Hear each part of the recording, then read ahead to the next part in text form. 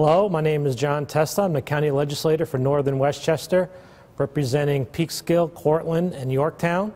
Welcome to another On Topic show. It's our first show for 2012, and it actually is my first show in my second term now, early in 2012, and it's wonderful to be back with you. Thanks for joining us today. We have a great show today with a lot to talk about, a few special guests. Two of them are very prominent people I'm sure you'll know. Our County Executive, Rob Astorino, spent a few minutes with us recently, and we'll be showing that interview, as well as former Governor Pataki. I was able to catch up with him in his downtown Peekskill office. We discussed county politics and a few other things, and government, and it was a great visit with former Governor Pataki, so we'll bring you that later in the show. Let me begin the show by first saying, here we are in the County Office Building here in White Plains. This is where the county board meets, where we have our meetings. I sit right here. Behind me here is my chair, and it's really an exciting place to be. If you ever want to come down for a meeting, please go to the county website or my website, and you'll be able to determine when the meetings are. We get a lot done here. We have a lot of debate on the issues. Some go smooth, some don't, but it's always part of the governmental process, and we enjoy having the opportunity to discuss the issues here and make sure the citizens of Westchester and the districts that we each represent, the 17 districts that make up Westchester County, are apprised of the issues and have their input, and we do the best we can to bring what we can back to our districts and look out for the people we represent. So we have a good time doing that. I have an honor to be able to be here on a regular basis to do that, and I look forward to having that opportunity to continue. So thank you for giving me that opportunity. Recently, in just a few short months here in 2012, we've had a couple events that I was able to attend. One of them was in the city of Peekskill in downtown on Main Street, actually, just a few steps west of Broad Street. There's a new boxing organization that has opened up there in a storefront there, Be First Boxing. Actually, I shouldn't even say it's a new organization. It's new this year, but it's been around for 30 years. It was dormant for a number of years, and now it's back. Freddie Spry Jr. Has worked with other people in the community, Pete Chicatano, John McCrae, Wes Artrope, have all gotten together and re-energized and reinvigorated the Be First Boxing, which is a wonderful program for the youngsters of Peekskill and also for adults. And I was able to be there recently when they had their ribbon cutting to bring it to the public's view and show what they do in that location, which is wonderful for health and fitness and just overall assistance for our young people in the city of Peekskill. Another event I was able to go to, I was honored and proud to go to, was out in another part of my district, out in Yorktown, actually in Mohegan Lake. A new business opened up there, the winery at St. George. It's a wonderful location. It's an old church. Actually, in April or May of this year, it's going to be 100 years old, that building. And it's a wonderful place to go, have some high-quality wine, have some great entertainment and an atmosphere that cannot be beat. It's a company or a business that has been off and on trying to get open for the last 5 or 6 years in Yorktown. They've had a number of issues they've had to work through. Finally, they've been able to do that, and they had a grand opening. A lot of people were there. I was happy to be there. I'm always happy to help open up a new business. As far as I'm concerned, job creation through the private sector is where we really should be heading as much as possible. And whenever there's a new business in my district that has an opportunity for me to be there to support them, I will be there. And Tom DeCharo and the other owners of the winery have stuck by it and have invested a lot of money in Yorktown and brought a wonderful place to visit and to go for people all over the area, not just Yorktown, but all over northern Westchester and beyond have gone there already, and I'm really excited about it. I think it's going to be a place that's going to be an icon for a long time. Let's go to our first interview, our first guest, with Rob Astorino, our county executive. We were able to visit him in his office and talk to him about some of the issues that have been facing the county, some of the successes we've had together. We came into office together a little over 2 years ago, and what we're going to hopefully do going forward together as a board and as an administration, and some of the issues of concern with our district in northern Westchester. We're here in the office of County Executive Rob Astorino. And thank you, Rob, Thanks, John. Come on the show again. It's been over a year and a half. I know. It's crazy. You came up to Peekskill, as you do on a regular basis, and we were able to have a little sit-down down by the river, if you remember. Yes, I do. But it's time now to catch up a little bit with some of the things that have been going on. You've been working hard. We came in together, as we spoke before. That's right. I had to run already. You don't have to run again yet. You have a little bit longer time, but which is nice. But we have been able to do quite a bit in a short amount of time, 2+ years, only a couple months into 2012, and a budget of a negative budget 2 years ago, and this year 0%. Mm-hmm. How do you feel about the budget process and what we've been able to do and what you've been able to do? Well, first of all, I think next time we do the show, it shouldn't be in here. We should be at Rubens or the Quiet Man or someplace real fun. That's right, the Quiet Man. You know, I think, you know, look, certainly you've been a big part of it, and I could not have accomplished anything without your help. So, and I say that in all honesty. Thank you for your support. And you know, we have the same kind of vision in where we think this county should go. Part of it is because philosophically we believe in that.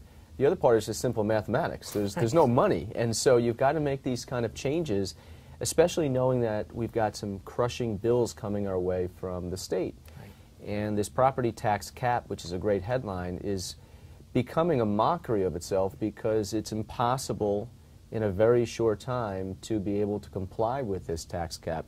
As school districts are finding out, as villages and towns in our county, with these crushing pensions, with our health care costs, those kind of bills crowd out the services that people need and that we want to provide. Having said that, you know, we have a lot of things that we want to get done in this county. I think we've made some positive moves. Certainly in northern Westchester, we've been able to accomplish things because they're priorities, whether it's some of the road pavings that haven't been done in a long time, or George's Island. That parking lot was a nightmare. Yes, I mean, it was. You know, I think there was more water in the potholes than there is in the Hudson River. So it seemed that way at yeah, times, yeah. So those things had to be done, and I think, you know, you prioritize around the county where the money should be spent. But we're spending money wisely. We're saving money everywhere we can because we have to. The choice is go back to what we had been doing in this county for far too long, and that's just spending, spending, and spending, and then just tax whatever is necessary to cover the costs, or to live within your means and prioritize, and that's what we've had to do. We've had to cut the budget. We've had to make some very difficult choices. We've had a workforce reduction of about 13%, I believe it is, since we've come in. Most of that done without paying. We've done that with a retirement incentive. We've you know, gotten rid of some unfunded, funded but vacant positions. And unfortunately, we've had to have some layoffs. The big issue we're dealing with right now, of course, is you know, a pension system in this state which is completely and utterly broken, which is unsustainable and unaffordable. Right. And so the governor's Tier 6 proposal is one that I support. What some people don't understand is anybody who is in the system today, in the pension system today, if you are an employee of a government agency or a school, you are not affected. If you have retired, you are not affected. This is only for new hires whenever this law is passed. And it's common sense, but it is also, the savings will be reaped in many years to come.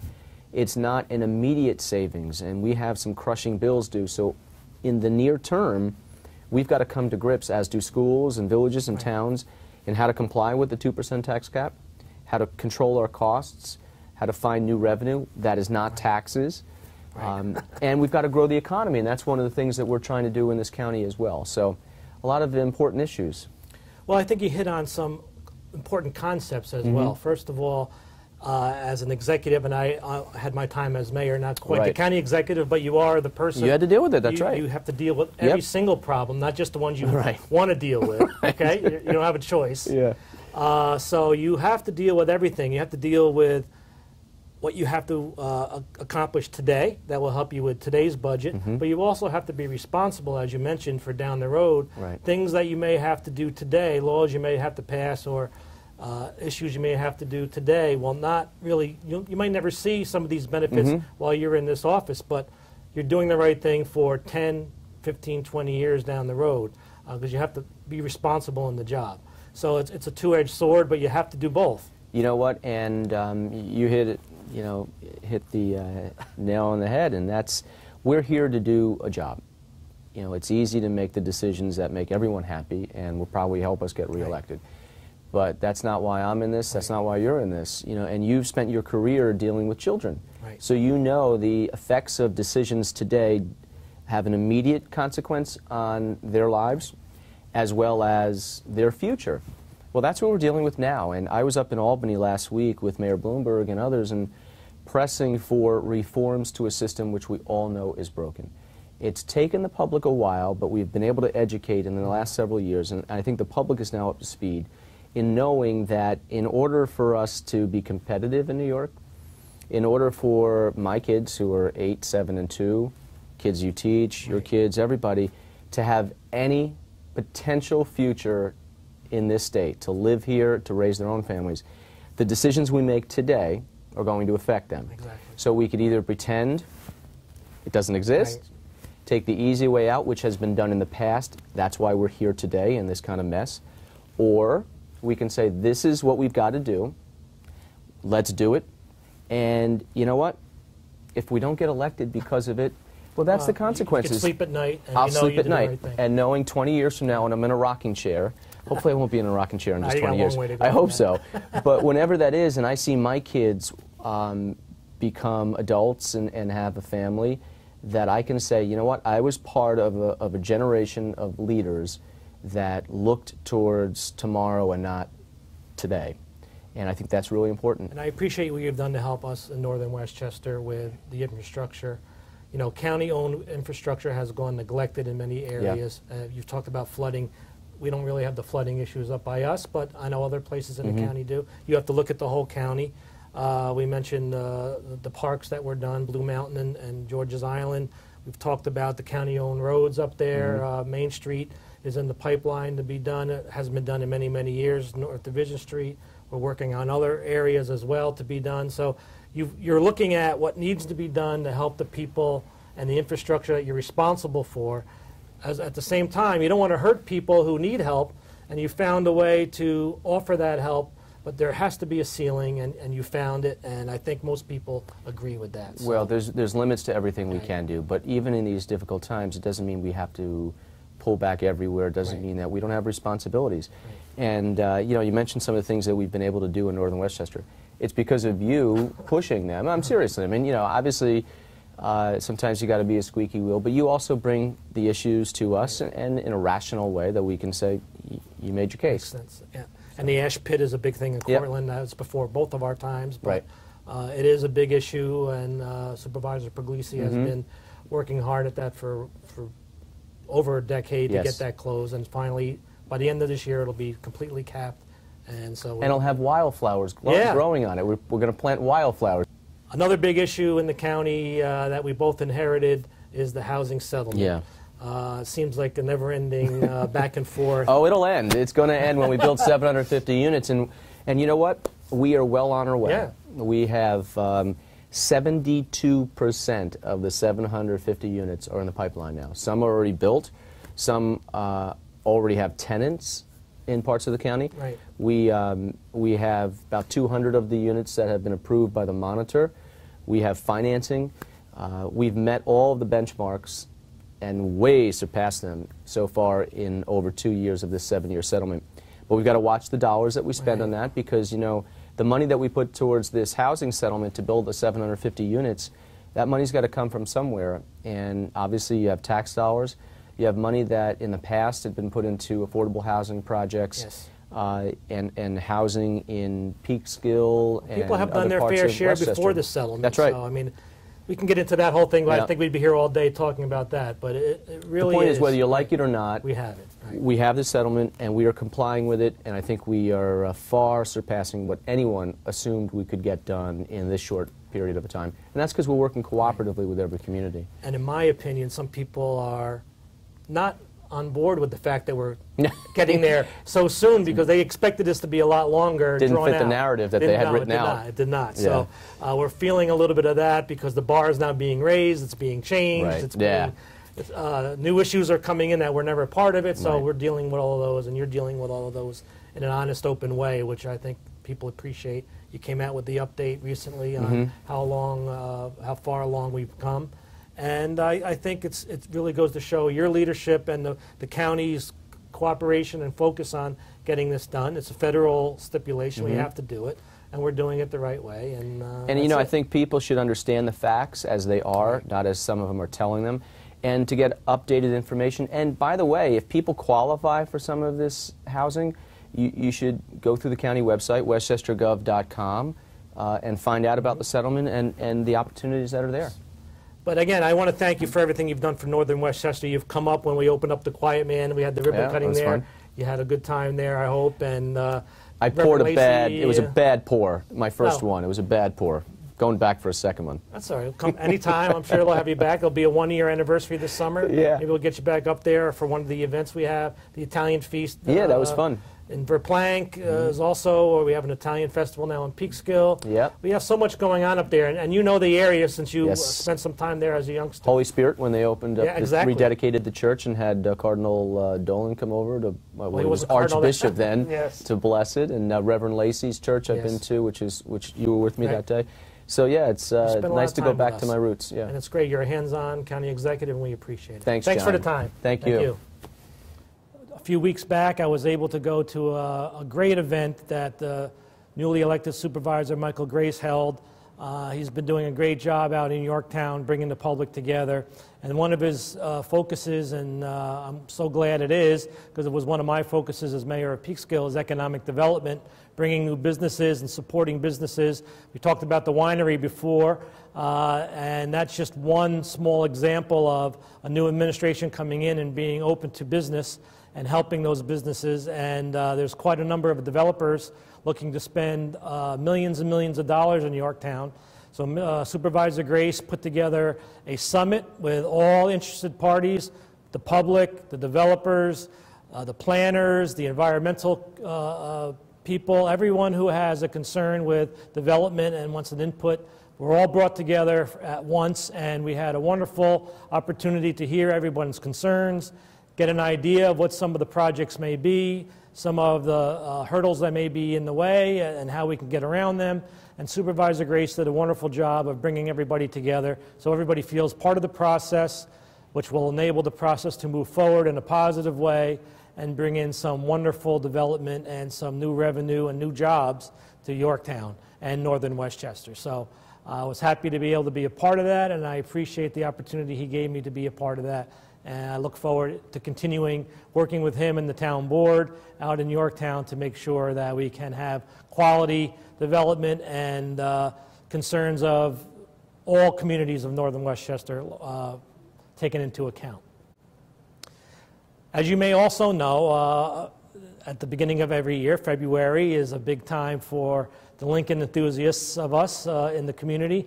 You may know that I have been quite involved with the historical aspect of many parts of Westchester County and Northern Westchester and Peekskill in particular. Lincoln stopped in Peekskill on his way to his inauguration in 1861. February 19th, to be exact, of 1861, has been a particular historic date in the city of Peekskill.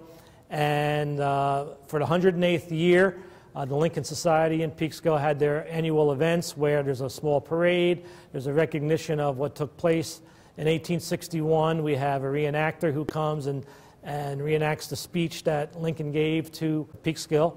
And it's a wonderful event every year. I was happy to be there again this year, and again, as we've been able to do the last few years, is to go to the actual location where it took place, the Lincoln Depot, at the base of Central Avenue on Water Street in Peekskill. Right next to Homestyle Bakery is the depot that we've been able to obtain when I was mayor and start the restoration, and we're continuing the restoration of the building, hopefully to have a museum open there within the next year. And something very special this year took place. We were invited, Mr. Geist and I, or should I say President Lincoln and I, were invited to be on Fox and Friends, a national TV show on Lincoln's birthday on the 12th itself. We were down there in the studio, and we had an opportunity to go on a national TV program and promote the city of Peekskill. the Lincoln Depot, the Lincoln event, and it was a wonderful opportunity. So I want to thank Fox News Network for letting us do that, and Mr. Geist for always being available to do what needs to be done as his role as Lincoln.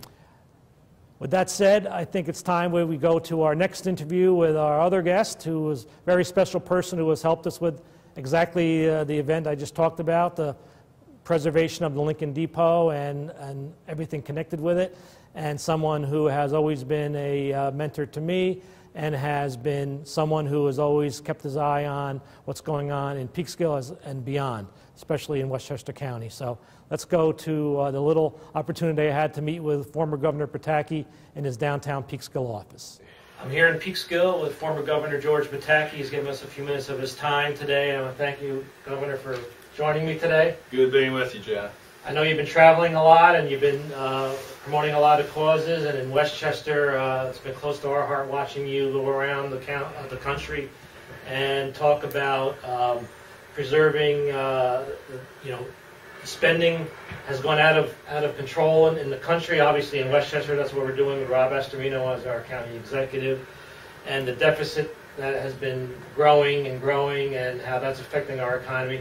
Have you been watching what we've been doing here in Westchester? I have, and I want to congratulate you and County Executive Astorino because I don't have to tell any of your viewers or you, we were the highest tax county in America, not in New York State, in America, and at the same time, I was worried about the AAA credit rating that Westchester has always been so proud of, but you working with the county executive and other legislators have been able to not just hold the line on spending, but to reduce the size of the county government to an affordable level. And it's an ongoing fight. Believe me, I know. I know. I went through it in Peekskill, and I went through it in Albany. And this is the type of leadership that now doesn't get you applause today, but allows us to have confidence in tomorrow. And that's what leadership is all about. It's not going out and buying off an interest group today. It's about thinking about your children and their children and your community and how people are going to have confidence that not only is it a great place to live today, but it's going to get better. And I think that's what you, your colleagues on the county legislature who understand the need to lower taxes and control spending, and County Executive Astorino have done very effectively, and I congratulate you. And you know, everybody understands with your family budget, if you don't have it, you can't go buy it. But when it comes to government, everybody thinks, well, you just borrow. And eventually you can't. And eventually you have to pay for it. And what we want to see in Westchester is what it's always been. And of course, we want to make sure everyone has the support and the help they need. But we want people to have opportunity to dream and to fulfill those dreams. And in particular for the children of today, that they can live here, they'll be able to afford to live here, they'll be able to have a job here, and really that's what leadership means, and you and the county executive should be commended. And that's not to say it's not over. No, Keep it's never fighting. over. It's never over. Keep fighting. Great, thank you so much. Appreciate the time. Thank you, Jeff. In the District 1 of Westchester, the northern Westchester area, there's one particular topic that is a very close to my heart and very important, and that is the condition of the Montrose VA and taking care of our area veterans. As you know, I have been a big proponent of making sure the Montrose VA not only remain open, but be expanded back to where it was to take care of all the veterans that keep coming back from all the conflicts that have been going on since World War II. But particularly now, with so many younger veterans now coming home on a regular basis, needing a place to go to make sure they get the care they deserve is something that's very, very important. And of course, we still have some of the original veterans of World War II that were in that facility since they came home from that conflict. So we have a wide variety of people that we need to make sure that they're not forgotten, that we take care of them. And just recently, it came home to me when I was able to go, and I was very honored to be invited to be part of a deployment ceremony at the Peekskill Armory, where over 200 soldiers were being deployed over to Afghanistan and areas over there. It's a terrible thing when you think about it. You know, families there knowing that their loved ones are heading out for at least a year to enter into harm's way, into land unknowns across the Middle East and other areas over there. So it's particularly poignant to be amongst them as they are being sent away and their families are seeing them for the last time for at least a year until they come back. And we hope they all come back healthy, but there's always those that come back maimed, and obviously those that lose their lives and give the ultimate sacrifice for our country. But to be there and to see, actually there was one former student of mine, Michael Fume, who I had as a student at Peekskill High School a number of years ago being deployed, and many other youngsters who are on their way to the Middle East to defend our country and to do what needs to be done over there. It's an honor to be around them. It's a pleasure to have the opportunity to thank them and send them off with our love and prayer, and we hope they come back safe and come back soon. So that was a very special thing for me. Recently, there was an event that I participated in at the local American Legion. Thanks to John Donahue and John Nichols and Mr. O'Shaughnessy there at the American Legion. They're bringing a program that's a nationwide program being instituted by the American Legion, and that is Heroes to Hometowns, where people come home from war and the community gathers around them and supports them, whatever they need to move forward with their lives, whether it's help with the general work around the house, finding a place to go to live, finding a job, just the little things or the major things that are needed. And really what it concentrates on is the community helping those people from their community who come back home. And that's something that was very big during World War II era. And in Peekskill there are a number of examples, and across northern Westchester there are examples of that. And we want to make sure that we bring that feeling back. We all know how hard it is on a daily basis for all of us to make ends meet, and to we have our busy lives, but we have to take time out to remember that the people coming home from war are coming home with a lot of needs. Obviously, the VA hospital is a very important part of that, and we have to make sure that the VA remains and is expanded. But we also have to do what we can do as individuals, as businesses, as organizations. And that's what that whole concept is of Heroes to Hometown. So it's in the beginning stages of organizing. I'll bring you more information about that as we go forward in the year. In future shows, we'll bring some representatives from the American Legion on and talk about it some more in case you're interested in getting involved. And that's something I hope we can spread through northern Westchester and really make it a model for the rest of the country. So that's what we hope to do. So I hope you enjoyed the show today. We talked about a lot of things.